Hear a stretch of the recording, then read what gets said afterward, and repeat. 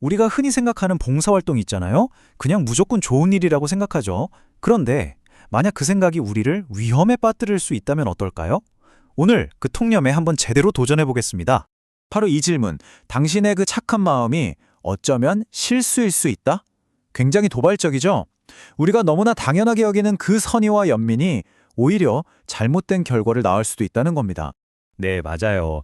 보통 봉사하면 아낌없이 주는 나무, 이런 거 떠올리잖아요. 순수하게 베푸는 거. 근데 오늘 살펴볼 내용의 화자는 바로 그 생각부터가 아주 위험한 오해라고 딱 잘라 말합니다. 자, 첫 번째 주제는 바로 집착이라는 덫입니다. 이게 무슨 말이냐고요? 우리가 누군가를 돕겠다는 그 선한 마음이요. 어떻게 우리를 꼼짝 못하게 하는 덫이 될 수 있는지 한번 들여다보겠습니다. 여기서 나오는 핵심 용어가 바로 감정적 고착이라는 건데요. 쉽게 말해서 어떤 한 사람이나 상황에 너무 깊이 빠져버리는 거예요. 막 감정적으로 몰입해서 다른 건 보이지도 않는 거죠. 그러다 보면 결국 나 자신의 성장까지 막게 된다는 뜻입니다. 화자의 이 말이 정말 핵심을 찌릅니다. 한 가지에 고착하는 것은 불균형한 것이다. 이는 미래에 더 큰 일을 성취하는 것을 막는다. 그러니까 한쪽에만 너무 치우쳐 있으면 결국 더 큰 가능성을 놓치게 된다는 아주 강력한 경고인 셈이죠. 자, 그럼 두 번째 주제. 우리가 봉사하는 진짜 이유로 넘어가 볼게요. 그럼 이 감정적 고착이라는 덫을 피하려면 대체 어떻게 해야 할까요? 여기서 아주 혁신적인, 정말 생각을 완전히 뒤집는 해법이 나옵니다.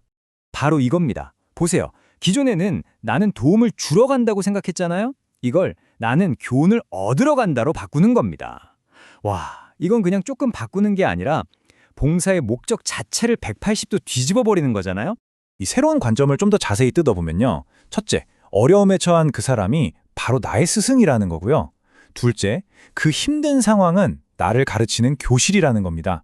그러니까 목표가 일방적인 자선이 아니라 너도 좋고 나도 좋은, 서로에게 이득이 되는 관계를 만드는 거죠. 나는 거기서 배움을 얻으러 가는 거고요. 자, 세 번째 주제입니다. 당신의 수업료 지불하기. 배움에는 대가가 따른다는 말이죠. 이 비유가 정말 재밌는데요. 봉사 현장의 학교라면 당연히 뭘 내야 할까요? 네, 바로 수업료입니다. 그렇습니다. 봉사 현장은 그냥 봉사하는 곳이 아니라 현장 학교라는 거예요. 그리고 세상 모든 학교가 그렇듯이 입학해서 뭔가를 배우려면 수업료를 내야 한다는 거죠. 공짜는 없다는 겁니다. 그럼 그 수업료가 대체 뭘까요? 세 가지로 이야기합니다. 첫 번째는 음식이나 옷 같은 물질적 공양. 두 번째는 내가 가진 기술이나 능력을 나누는 재능 공양. 그리고 마지막으로 어쩌면 가장 중요한 세 번째는요. 바로 우월감이 아니라 존중하는 마음, 즉 겸손한 태도입니다. 이 말 그냥 돈 많이 벌수록 기부 많이 하라는 뜻이 아니에요. 내가 남들보다 좀 더 나은 위치에 있다고 생각할수록 더 많이 베풀고 더 낮은 자세로 임해야 한다는 겁니다. 배우는 학생의 자세를 잊지 말라는 거죠. 자, 네 번째 주제, 오만함의 대가입니다. 그럼 만약에 이런 교훈을 다 무시하고 배우려는 마음 없이 그냥 내가 너보다 나으니까 도와줄게 하는 오만한 태도로 가면 어떻게 될까요?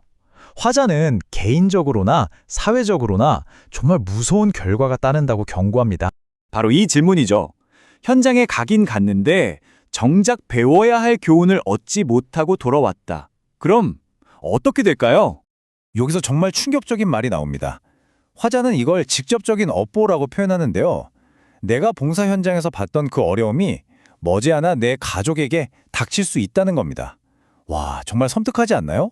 왜 그런 결과가 오는지 이 문장이 설명해 줍니다.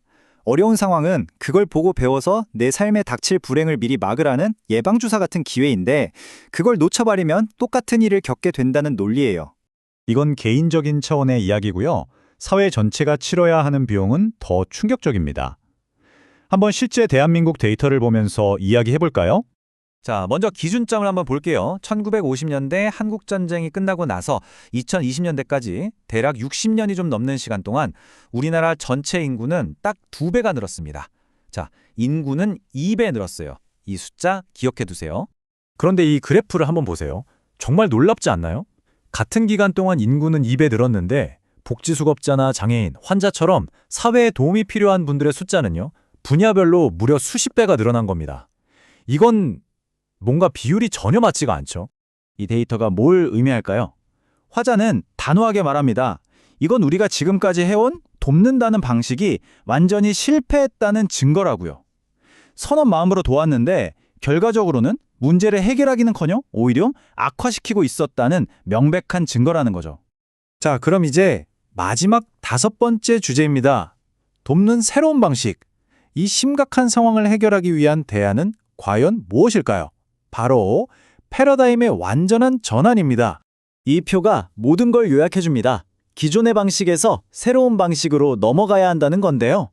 동정과 자선에서 감사와 배움으로, 주러 간다는 생각에서 받으러, 배우러 간다는 생각으로, 그리고 내가 너보다 낫다는 우월한 태도에서 겸손한 접근으로, 근본적인 생각의 틀을 바꿔야 한다는 겁니다. 결론은 이겁니다. 세상을 돕는 가장 확실하고 진실한 방법은요, 다른 사람의 어려움을 보면서 교훈을 제대로 배워서 나 자신이 그런 어려움에 빠지지 않는 거예요.